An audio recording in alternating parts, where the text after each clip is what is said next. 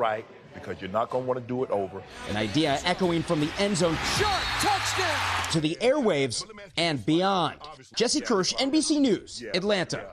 I don't know if That's nightly news for this Sunday. Lester will be back tomorrow. I'm Hallie Jackson. For all of us here at NBC, thanks for watching and have a great week.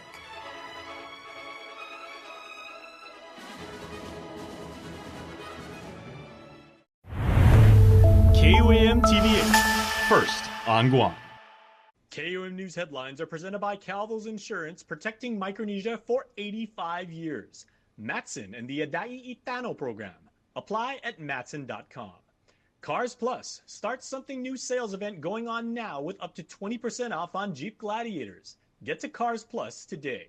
And McDonald's of Guam, I'm loving it.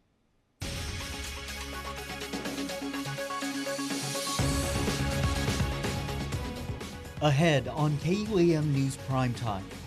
The problems at the local prison now have the attention of students at the University of Guam. We'll take a look at their discussion in the hopes to resolve some of the long-standing issues at DOC. Plus, the Guam Homeland Security and Office of Civil Defense is set to take the hot seat before lawmakers this week. And how students at a local elementary school honored the memory of the late Dr. Martin Luther King Jr., each familiar with his famous "I Have a Dream" speech. And with that, we bid you welcome and good evening. Hafide Guam, I'm Jason Salas. These are tonight's top stories. Well, we got a question for you. What exactly is it going to take to address the long-standing problems at the Department of Corrections? Students at the University of Guam came together in the hopes of developing some innovative strategies specifically to address the overcrowding situation that is plaguing our prison. Here's tonight's top story. Leaders in Guam's law enforcement were called to the University of Guam. This after the public finance and fiscal policy class had been investigating the problems at the Department of Corrections prison. A lot of data development, a lot of interviews from everyone that has anything to do with corrections, including inmates. Former Senator Dr. Judy Guthards is their professor. The students for this Christmas class, it's an intercession class, there are about 8 students that chose to focus on the Department of Corrections.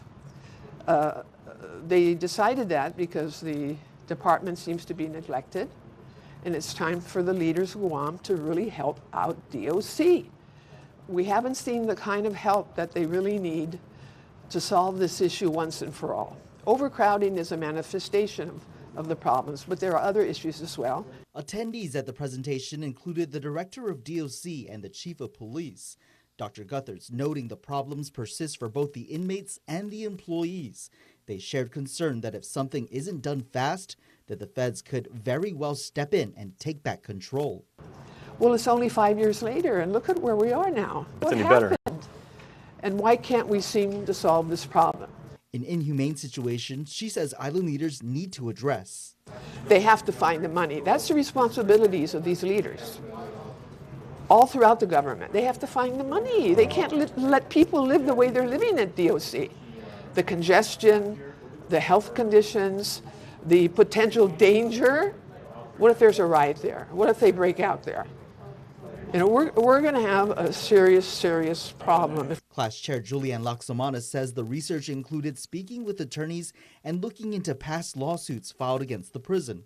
Considered the bigger population in America, so the ones that we actually looked into was a local Maine state correctional facility because their overcrowding is also within 900. But, you know, keep in mind that's just like for a little county jail. So if you put into perspective of everyone else having their overcrowding, it kind of makes sense because, you know, there's millions and billions in one state. But for Guam specifically, there should be like really no more than 180,000 just on this little island. And to have an overcrowding of 900 and to still have this issue a few years later, despite the earliest finding that I found for the complaint of an overcrowding was sometime in 2015, to still have this issue still be here and like pervade through, you know, the years, it's kind of concerning. Among the recommendations, relocate some of the detainee population. The recommendation was to relocate them into the Department of Youth Affairs, move the Department of Youth Affairs, because they have like 20 young people that stay there, to one of the new schools, the schools that we education. Temporarily convert that to the Department of Youth Affairs to help relieve the congestion at DOC. Ultimately, the class is aware DOC is trying to build a new facility, but also knows that process could take decades to finally complete. Nick Delgado, KUAM News. All right, thanks so much, Nick. Moving on in our show tonight, the Guam Homeland Security and Office of Civil Defense Agency officials from that group will take the hot seat before senators this week. Emergency Management Oversight Chair Senator Sean Gumatauta is scheduled to meet with agency officials on Friday at the Guam Congress building. The oversight hearing is being conducted in response to a pair of audits released by the Office of Public Accountability. That agency's investigative audit focused on overtime costs from fiscal periods 2018 to 2023. Auditors did question $2.8 million in overtime costs that were non-compliant with local and federal policy, the Department of Administration's personnel rules and regulations, and BBMR's standard operating procedures. Auditors found overtime work was not properly authorized by Guam Homeland officials, and overtime plans were missing and untimely approved. That oversight hearing is this Friday at 2 in the afternoon. In utilities headlines tonight, the countdown is on, and the new Ukuru power plant is just months away from going online with its projected start date this September. Guam Power Authority General Manager John Benavente shared his excitement about the facility's impact, highlighting a pair of major benefits: lower energy costs for you and I, and a more reliable power system. Should the plant miss its completion deadline, Benavente does confirm accountability safeguards are firmly in place.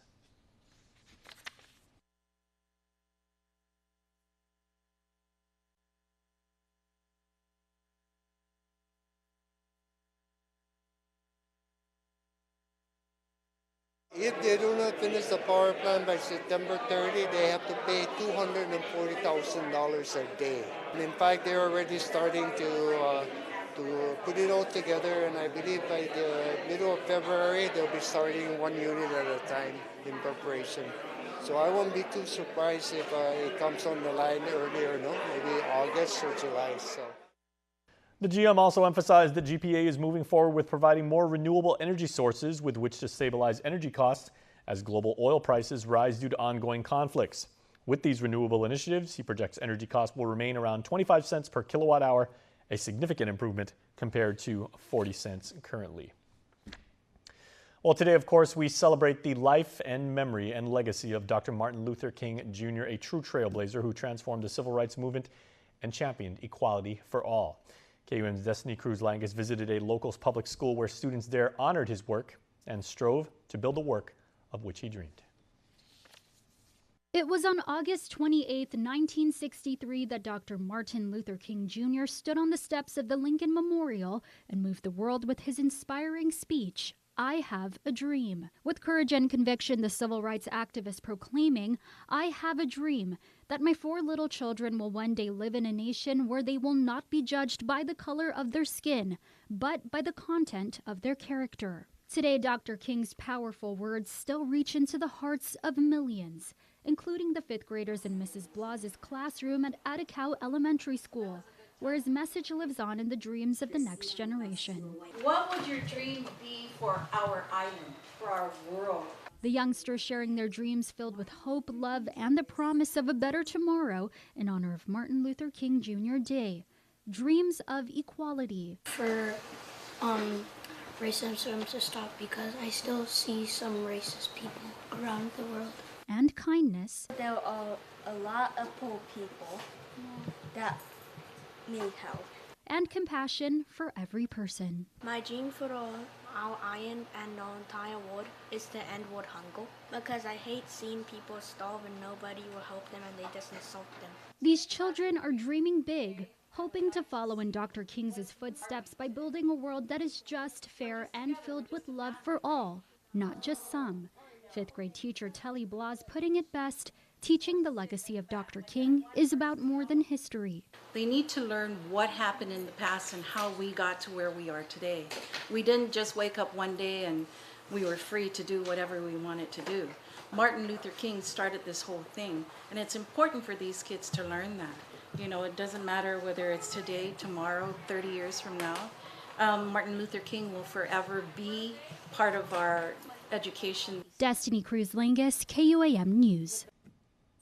Well, in national headlines, President-elect Donald J. Trump is set to take the oath of office, making his return to the White House with multiple representatives from the Marianas set to attend. Here's the very latest on the presidential inauguration.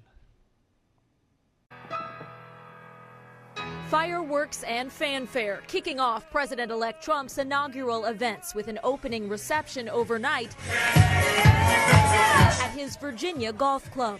Vice President-elect Vance and incoming cabinet members celebrated at the National Gallery of Art. The president-elect today set to participate in a wreath-laying ceremony at Arlington National Cemetery before a signature MAGA victory rally at downtown D.C.'s Capital One Arena. That's now home base for Trump supporters watching Monday's inauguration on the big screen. After frigid cold temperatures forced the swearing-in ceremony indoors at the U.S. Capitol. We made all the plans, all the arrangements to come up and be a part of this event. And all of a sudden to hear that it's being moved indoors, we're prepared for the weather. It's not a problem. It's kind of like a bummer. Roughly 240,000 people were ticketed to attend the inauguration. Only 20,000 can fit in the arena, where President-elect Trump is planning to join supporters after his swearing in. The celebrations in sharp contrast to protests Saturday in Washington and cities across the country opposing upcoming Trump policies. Democracy's on the line. Everything's on the line. Without democracy, all of our rights are at risk. As thousands of Trump supporters scramble for a place to watch his return to the presidency. All right, everybody, we're going to take a quick commercial break, but please stay tuned because when we come back, I sit down with members of UOG Press to talk about a book recently published detailing the life and legacy of former Governor Ricky Bordallo. That's coming up.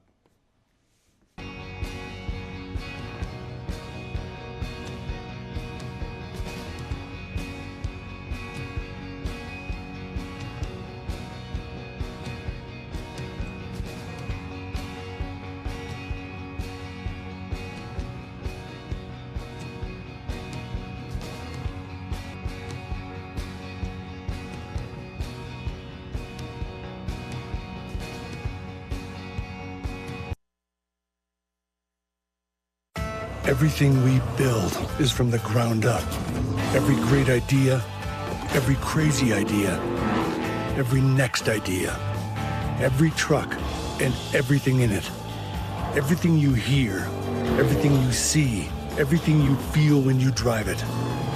We put everything we have into our trucks, so you get everything out of them. We're Ram. Trucks are what we do. Superspeed your life with Docomo Pacific Fiber Internet.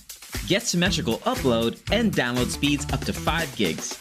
Get started with Fiber 500 at $145 a month, Fiber 1 gig at $215 a month, or Fiber 5 gig at $299 a month. Plus, get 2 SuperPod 6Es with any plan, and a free EcoFlow River 3 and bonus welcome kit with 1 gig and 5 gig plans. Experience tomorrow's islands today with Docomo Pacific Fiber Internet.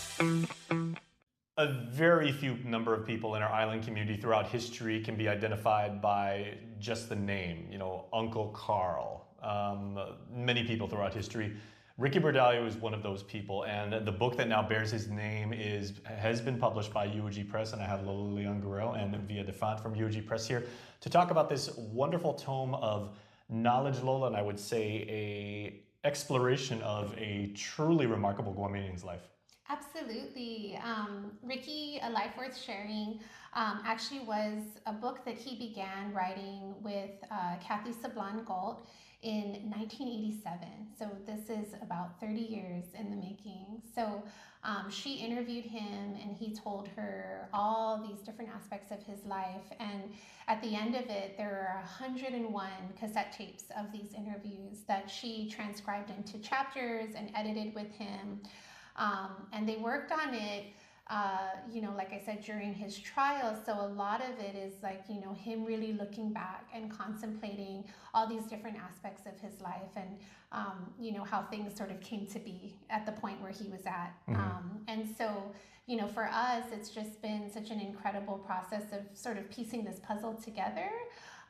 For many years, the book sat in different formats, and so we really began embarking on this at the very end of 2020, and so it involved, converting floppy disks and digitizing, digitizing cassette tapes and re-listening to portions that may not have been, some of the chapters that were in the floppy disks were lost, and so having to recreate those chapters. I mean, really, Auntie Kathy did all that hard work. And certainly a labor of love, because given the gravity of who he was to our people and in our community, like a former governor. And as I said, you say like the name Ricky, and anybody on Guam that's 40 years or over immediately knows who you're talking about. Absolutely, and I think, you know, his life alone just spans so much Guam history, and so to have this first-person historical account is really incredible. I mean, his father went with F.B. Leon Guerrero to Washington, D.C., to appeal for U.S. citizenship and met with, you know, President FDR. You know, then the war happens. Ricky's a teenager during the war, so he's old enough, and when they were writing this, his memory was still very vivid. So you get such incredible descriptions of pre-war and World War II Guam from the eyes of a teenager in a family that had already been you know, sort of established as a business. You know, his father was a business and a political leader. So, you know, what their family experienced because of that is pretty horrendous. And to kind of see that through the eyes of a teenager. And then to like the war ending and he's 17 and he decides, I'm going to go off on my own and just sort of explore and see what's happening. You get this real insider look at sort of the way Guam changed so drastically in those post-war years. And then the book kind of ends with his very brief stint in the military. And then we decided to break the entire book up into 2 volumes. So volume 1, as I just mentioned, spans his childhood through, you know, his brief time in the military. And then volume 2 will be hopefully released in a year. Covers his life as a business leader, politician, and then also his trial. So there had been so much that there was just no way it could all fit in one book. Yeah, and via who Ricky was throughout history, because I remember when I was growing up, I was a freshman in high school when he passed. And I found so remarkable when you guys put out the press releases, he said, you know, like this book is a posthumous autobiography. And one of my coworkers was telling me, and she was like, so is it kind of like the Diary of Anne Frank, where it's, you know, the memoirs, the memories, you know, the work that had gone into chronicling this amazing life, you know, now assembled and, you know, like really put into storytelling? Yeah, so how it was shared to me is that Auntie Kathy and Ricky would get together weekly to have these long conversations, these interviews that were recorded, and then she would transcribe them and they would go over the transcriptions together. And so really, she poured so much love and labor into the story, but it really is from his words. And when you read it, from what I've heard of him and how he articulates himself, he's such a brilliant storyteller. And the way that he talks is represented in the way that this book is written. So I think it's very accurate in the way he would portray his story. Even though I was just a kid, as I said, I was you know, like 14 when his life ended. But, you know, I remember seeing him around when my parents would, you know, we'd go to Gibson's, you know, to go get, like, I'm dating myself now, but, you know, going to like grocery shopping or stuff like that, or go get clothes. And if you would see him, he was a gentleman and a statesman, you know, and let's talk about this wonderful art that adorns the cover, because, you know, when he wore a suit, you know, if he was interacting with our federal counterparts, or, you know, he was giving a speech locally, the fashion he had, like the island wear that he had, was very, Lola, distinctly Ricky. Yeah, he was notorious or famous for his white pants and very bright island print, long sleeve button down shirts. He had some amazing island print shirts. Yeah, definitely.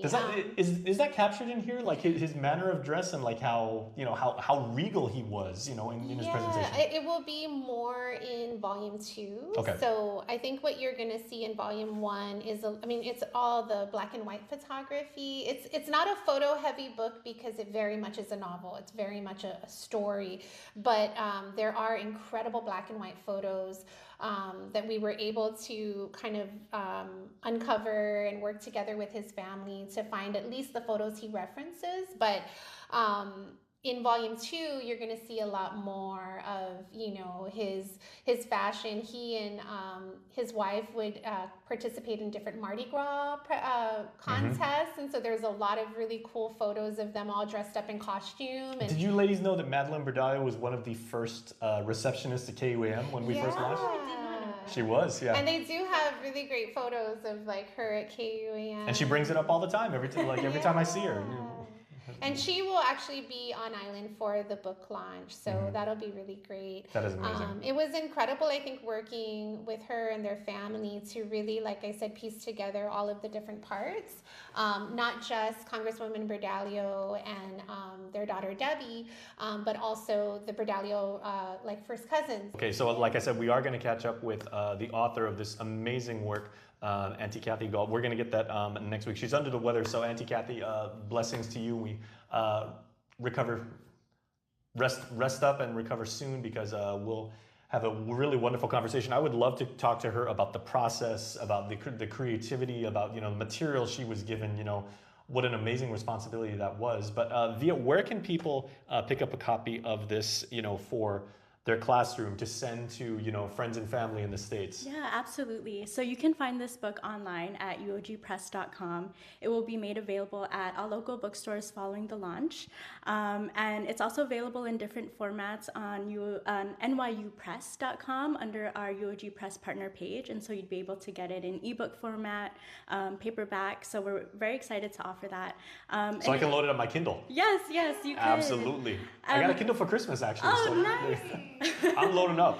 This is going to be one of them, yeah. Yeah, so you'll be able to find it in those locations and also at the book's launch. Right now, it's just available for pre-order. And if I could also share, I think this book attracts a lot of, we anticipate it'll attract those who were alive during Ricky's time and maybe who have heard of his death. But I think it's also a pivotal text for our younger generation. If I could share my experience in high school, all I really knew about Ricky Bordallo is that his house, the Bordallo mansion in Jotnya, was haunted. Yep.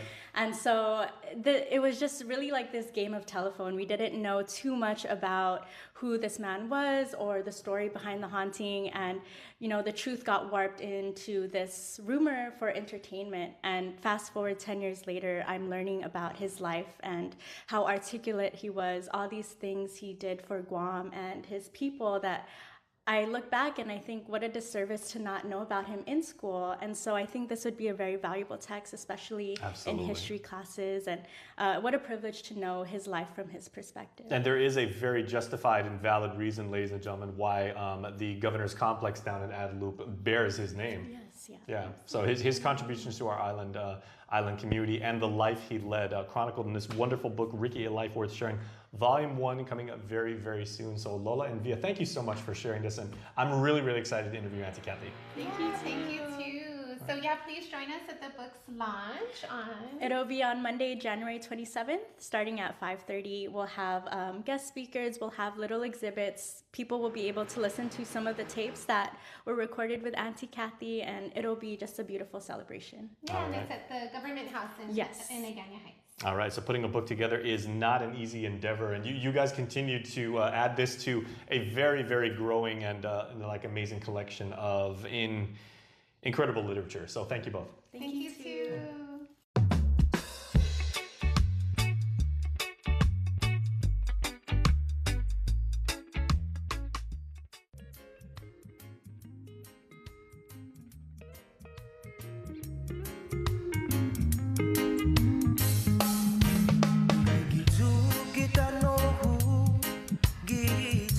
Pacífico. Parabéns, só Garguini está aqui, finha taihu. Islan wahon God unluta, tinian dyan sa iban. Manyelumang primuginini is. In every generation, there are those who question the status quo. Questions like, why can't chicken be slow roasted?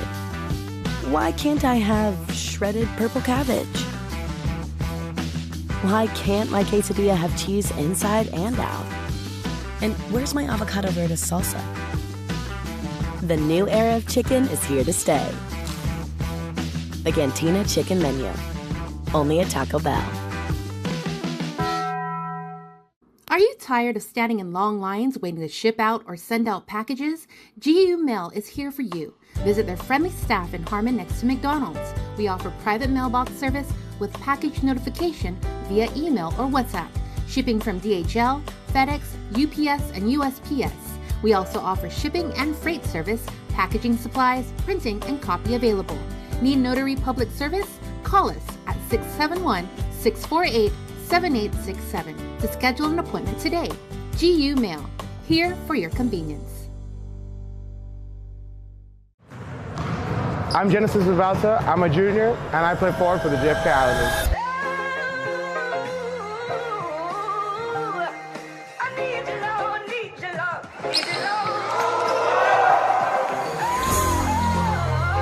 What's up, guys? My name is Josiah Madrazo. My name is Jordan Madrazo. I am 12th grade, and I play shooting guard, and I play point guard for the JFK Islanders.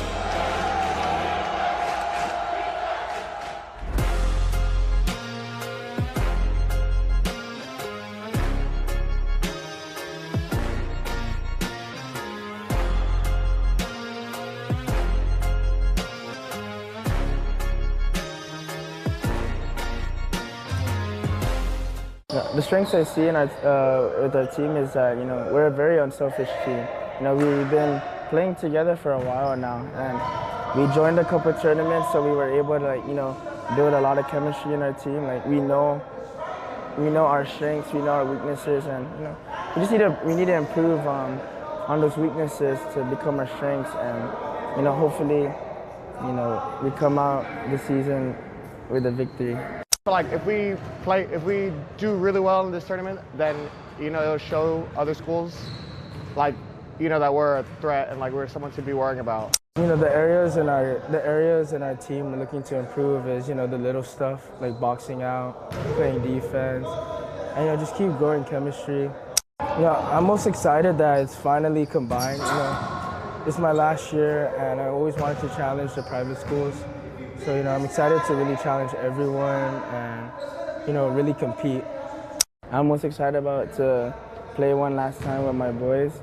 It's been a good high school journey, and, I wanna go out of high school with a bang. And, also exciting with the leagues combining now.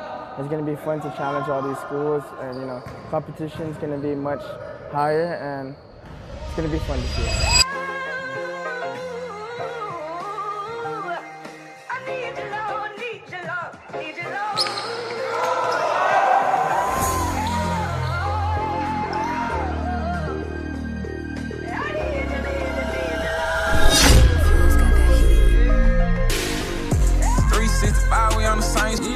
Get a load, bust an ass, split it with the clip. Took that trip by myself, but did it for the team.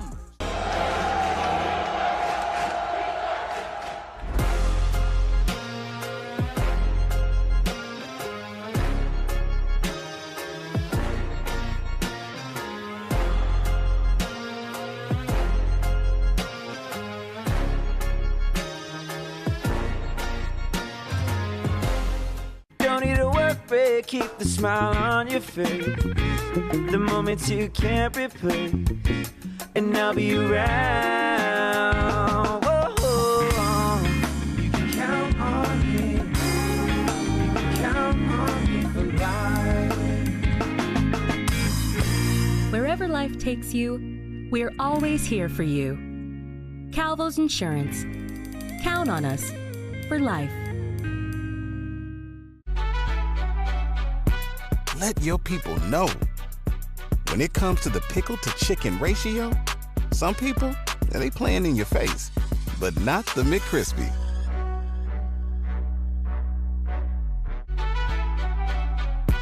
Let your people know.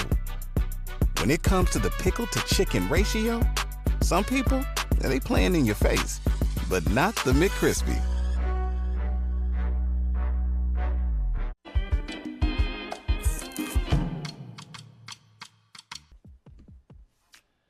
Okay, kids, GUMA is back. Guam Unique Merchandise and Art is the wonderful program that lets you, if you have an idea, a passion, a dream, start your own business. And you are going to hear from previous cohorts. It's going to be at the Tea Galleria in Tumon.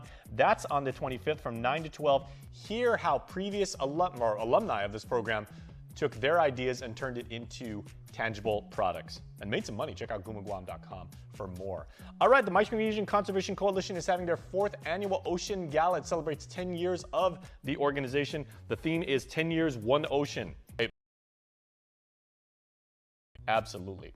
And the District 204 organization of the Lions International with UOG and the Guam Library System are having story time. I love story time. And check this out. It's pre-Valentine's, so you may have l'amour. All right? So check it out. Or just any stories. And stories are cool. And the library's cool. So make sure to go there and check it out. It's on February 1st at 10 a.m. All right. Have a fantastic weekend. Lots of sports going on this weekend. There's a real cool track meet at JFK.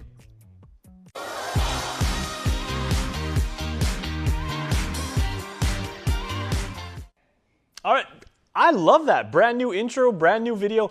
Same love for all of our birthday celebrants. Here is who we are saying happy birthday to tonight. It's Friday, everybody, so happy birthday to Maya Augustine, celebrating birthday number 13 this year. We love you so very much. Say Mom, Dad, Tony, Grandma, Grandpa, Auntie Alyssa, and Auntie Alana. And Sierra Pramaduenas, happy birthday to you from Mommy, Daddy, and the family. And they say, please enjoy your special day, and they also send you all of their love. I don't know what I've been told. I don't know what I've been told. Someone here is getting old. Someone here is getting old. Your Cold Stone Creamery birthday cake winner for this week goes to... All right, this week's winner of a Cold Stone Creamery ice cream cake is Mateo LeBron Sablon. We will reach out to you and let you know when you can pick up your prize. Congratulations.